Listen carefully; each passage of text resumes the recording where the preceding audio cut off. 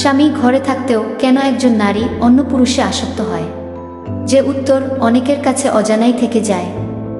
আজ আলোচনা করব সেই 5টি ভয়ঙ্কর সাইকোলজিক্যাল সত্য। আজকের ভিডিওটি হয়তো অনেকের কাছেই অস্বস্তিকর মনে হবে, কিন্তু এটাই সত্যি। আর বাস্তবতা সম্পর্কের এই অন্ধকার দিকটি নিয়ে কেউ কথা বলতে চায় না। কারণগুলো জানলে আপনি নিজেই নিজের সম্পর্ক নিয়ে প্রশ্ন করতে শুরু করবেন। মনোবিজ্ঞানীদের গবেষণা বলছে, নারীরা যখন এই পথ বেছে নেয় তখন শুধু শারীরিক নয়, মানসিক কিছু গভীর কারণ থাকে।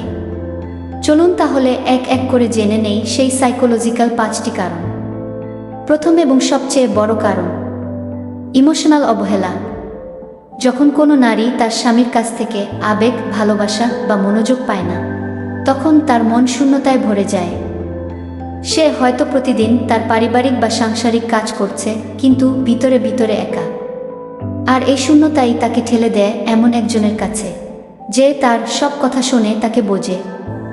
সাইকোলজিস্টরা বলেন, নারীদের কাছে শারীরিকের চেয়ে ইমোশনাল কানেকশন বেশি প্রাধান্য পায়। যদি সেটা না থাকে তাহলে সম্পর্ক শুধু একটা লেভেল হয়ে যায়। দ্বিতীয় কারণটা আরও বেশি সংবেদনশীল, শারীরিক অসন্তুষ্টি। এটা নিয়ে আমরা কেউ খোলামেলা আলোচনা করি না, কিন্তু এটা সত্যি। যদি দাম্পত্য জীবনে শারীরিক সম্পর্কে সমস্যা থাকে, স্বামী যদি স্ত্রীর চাহিদার প্রতি উদাসীন থাকেন, তাহলে সেই অপূর্ণতা নারীকে অন্যদিকে তাকাতে বাধ্য করে।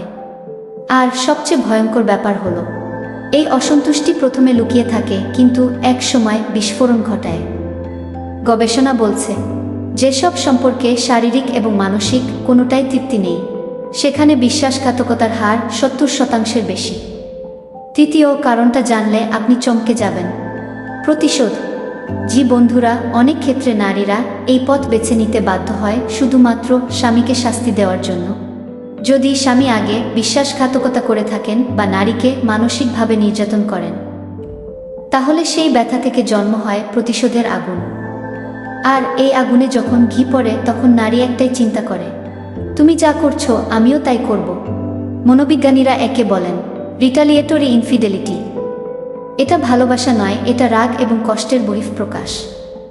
চতুর্থ কারণ, আত্মবিশ্বাসের অভাব। যখন একজন নারী নিজেকে অবহেলিত, অপ্রয়োজনীয় মনে করেন, তখন অন্য কারো মনোযোগ তাকে মূল্যবান বোধ করায়। সেই ভ্যালিডেশন পাওয়ার জন্য সে ভুল পথে পা বাড়ায়। আর পঞ্চম কারণটা আরও চমকপ্রদ, উত্তেজনা এবং নতুনত্বের নেশা।